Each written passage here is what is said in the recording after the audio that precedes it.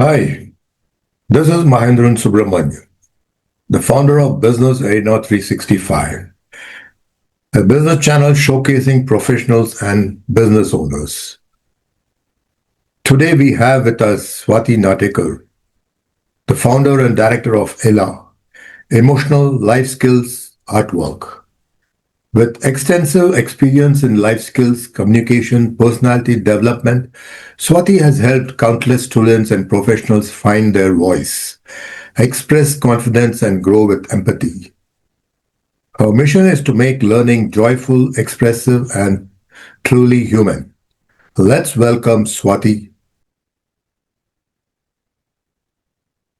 So, Swati, you were in corporate earlier. Yes, I was. You were in corporate earlier, you were into recruiting, finance, and then you started your own as a communication coach. How did this happen? Your role from finance, recruiting to forming a ELA, Emotional Life Skills Artwork. What inspired you to start this career? When it comes to being a trainer or a coach, I believe it was ingrained in me since my childhood, as one of my aunt was a teacher in my own school, and my cousin, her daughter, she used to teach me English, and I was always amazed by the way she spoke English.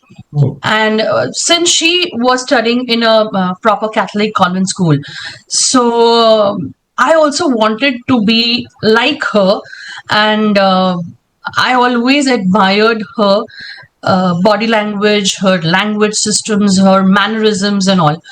However, I was not sure what to do. So when I cleared my 10th and my 12th grades, and then I did my bachelor's in commerce, and then I did my master's in commerce. But then still, I was unsure what to do. And when it comes to Mumbai, I'm basically from Mumbai. So when it comes to Mumbai, everybody is talking about finance, financial organizations. And so as a normal Mumbai person, Mumbai girl, I was attracted to finance. But my journey started with a corporate job as an HR intern, as an HR assistant with BJN. And then eventually I moved to Deutsche Bank in the investment banking, the middle office operations. So there I experienced what exactly it takes to be at an international level, what it takes to be in an international organization, and what are you expected to do. So there, the way they say Hindi mein, the way they say in Hindi, ki you understand, आपको पता चल जाता है आपकी level क्या है. So it's like that. You understand where you come from. You understand what you have been doing till date. And there you have to use all your strengths. All your learnings are put to test. So speech was my forte. I also underwent a lot of trainings in Deutsche Bank. And there that was one eureka moment, or the first eureka moment. I would say that, okay, I want to be something like this. So yeah, the thought was going on and on. So for roughly around 4 years, I was working with Deutsche Bank, and then I shifted back to recruitments. And in 2012, I came to Pune. And yes, so after coming, again, it was difficult to look for jobs and all. I had my daughter and all the family rituals and things to take care of. So I started off my career in Pune, restarted rather, as a communications trainer, as a speech and drama teacher. And you find your calling. It is always said somewhere, sometime in your life, maybe early, maybe late, but you do find your calling. And yes, when I got in touch with the people who are there, who are like-minded, and who are training the children and adults on speech and drama, I found my calling. Wonderful, wonderful. As already speech was my forte. So that's how I got into training. And yes, today I have my organization, There have been lots and ups and downs also. But then, yes, from 2015, I've been training everyone, each and every age group. And now I have established ELA, which is Emotions, Life Skills and Artwork, where we all have emotions. And yes, they drive our decisions. Our decision-making process is derived from the emotions, be it personal or professional. Our each and every decision is taken on the basis of the emotion we undergo. And there, life skills help us to manage them. And eventually, whatever work we do or present, it is the artwork. So at Ella, we help you to work on your life skills. Oh, that was wonderful. You describe teaching a work of heart. How do you blend empathy, creativity, and communication in your classroom to make learning both meaningful and memorable? So communication is something that we talk what we do, and we've been doing it for years. Since we are born, we are communicating. Rather, the moment we are in our mother's womb, we are communicating. When they say the child kicks when the child is in the mother's womb, if the child likes, the baby kicks. If he doesn't like, he kicks. So it is again a way of communicating. And that's how, again, for the next 1 to 2 years, the child doesn't speak, but he is communicating through crying.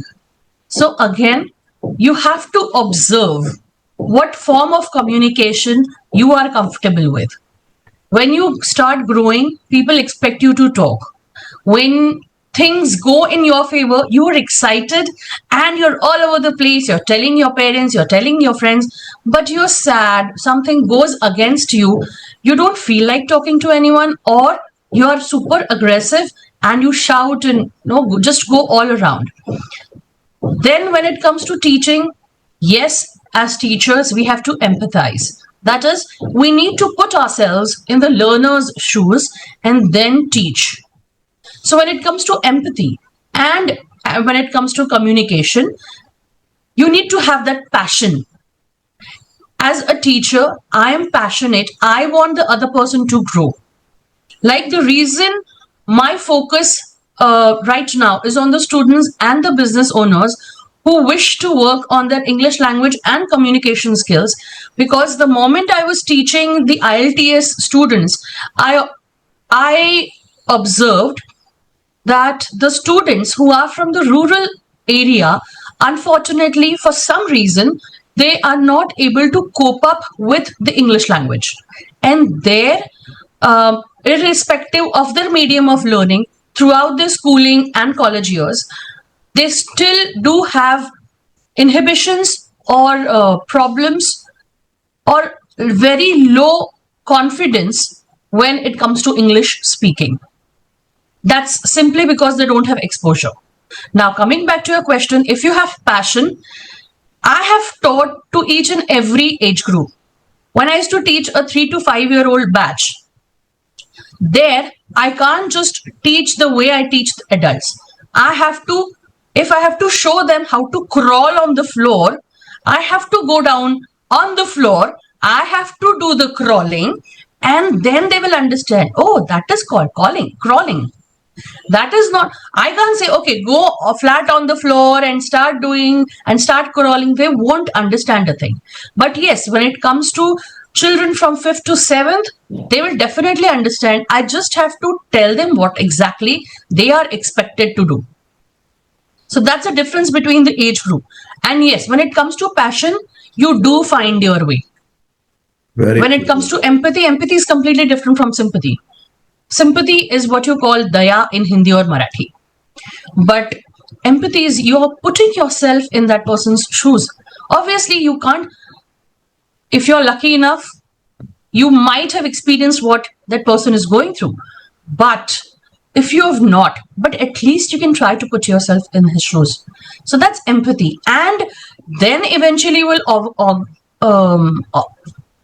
understand and change the way you teach.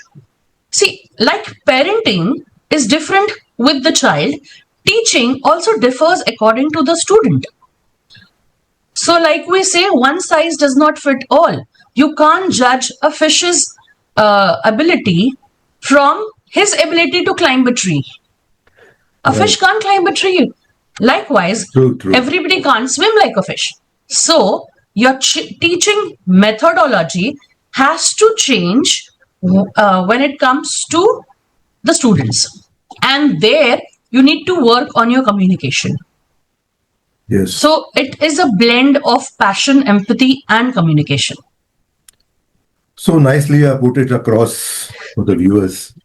So Thank now you. I would like to ask you, I think you worked with Helen O. Grandi International EduDrama Academy, right? Yes.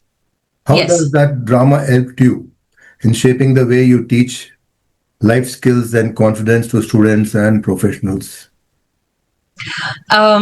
Helen O'Grady have a special place in my heart because my yes, I would call it as my second career, because when I shifted to Pune, I was looking for something, and it just happens to you. So Helen O'Grady just happened to me, and when you are destined to be at some place, you do get there, come what may. So yes, Helen O'Grady, I started off as a teacher where I got trained. I was trained on certain aspects, like how do you teach children, what is the child's mentality, what different backgrounds the child comes from, and how in the class we need to behave with a child, how we need to empathize with the child. So here, if we have passion to teach, then we will be able to empathize, and then our communication will go ahead.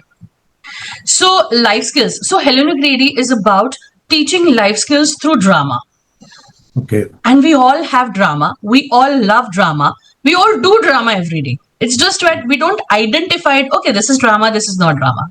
We do drama. So, and we undergo a lot of emotions since our childhood, and every day we are undergoing different emotions. But what do we remember? The most aggressive or the most impactful emotion? Like if you ask an adult who is a 40-year-old and say, do you remember any memory of your parents? What will he say? He will always say, yeah, my parents used to beat me all the time. My parents always scolded me too when I did not come home on time. Will he say my parents took me on to a market or to a garden on weekends? Very rarely. If you ask a 90s kid, most of the times he'll say this. Even me, even when I was teaching, I was going through a lot of things, and then yes. So when it comes to drama, it helps you to analyze your inner self. What do we want to look at? And are we looking at the same thing? I want to focus on my positives, but what instead we are focusing on are the negatives. So Helen O'Grady has helped me as a person to grow and to work on my emotions, not to manage. Like Jaggi Vasudev, Sadhguru says, you don't have to manage your stress. You have to eliminate the stress. You don't have to manage your stress. You just have to eliminate. So you have to work on your emotions and you have to express them. It could be anyway. Just if I'm, for example, if I'm angry on my husband or my children, I will tell them, I'm sorry, but this does not work this way. Or maybe in that fit of anger, I'll take, I'm sorry, don't just talk to me. But then when I cool down, I'll go and tell them that this did not work well. We need to talk. And then talk it out. So expression. Yes, I've learned this. I had a very short tempered. I have learned patience. Because with 3-year-old child, with a 10-year-old child, you do require patience, and specifically with teenagers, because they are growing adults and they have a lot of opinions. Unfortunately, in teenage, they are all bombarded with opinions from the society and the parents. So yes, thanks to Helen O'Grady and drama, where I was good at certain things before joining Helen O'Grady, and after joining Helen O'Grady, I also worked on my strengths as well as on my areas of improvement. I would rather not call them my weakness, because we are always working and improving. Right. That was quite interesting. Thank you. With your experience, Swati, training management students and professionals, what do you think are the top 3 life skills every learner must develop to succeed in today's world? When it comes to management students or college students, the first thing which I want them to learn and work on is observation. Because if you are good at observation, you will be able to connect the dots and you will be able to excel at what you're doing. It is just not blindly looking. It is observation. And by observation, I do not mean how the person is speaking. It's also about what is his body language? How is he moving? How many people are there? What's the place? Observation of each and every thing and person in the room. And also the company's presence in the market. It is very crucial. A skill of observation is extremely important. And I can certify this when there's a book called The Power of Ignored Skills by, I believe, if I'm not wrong, it's by Manoj Tripathi. The book is there on Amazon.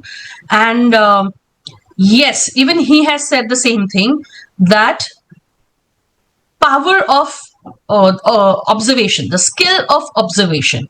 You need to develop the skill of observation when you are at management level, and not only at management level, it is at every level.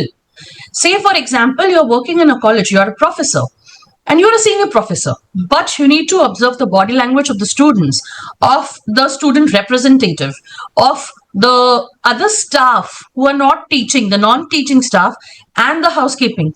You observe. The non-teaching staff sometimes may be frustrated because of the work, sometimes may be frustrated of the students, how they behave with them, and XYZ reasons. But then, if you observe as a professor, you will be able to understand the students' problems and maybe find a good solution to them. So, the very important thing is observation. Second is patience. For observation, you need patience. You need to have that. Before responding, you should wait, think, and respond. You cannot react to situations when you are at management level. Yeah, true. So be it at national level, where we have our Prime Minister, Mr. Narendra Modi, or be it our External Affairs Minister, Mr. I'm sorry, Subramanian. I'm so sorry, I forgot the name.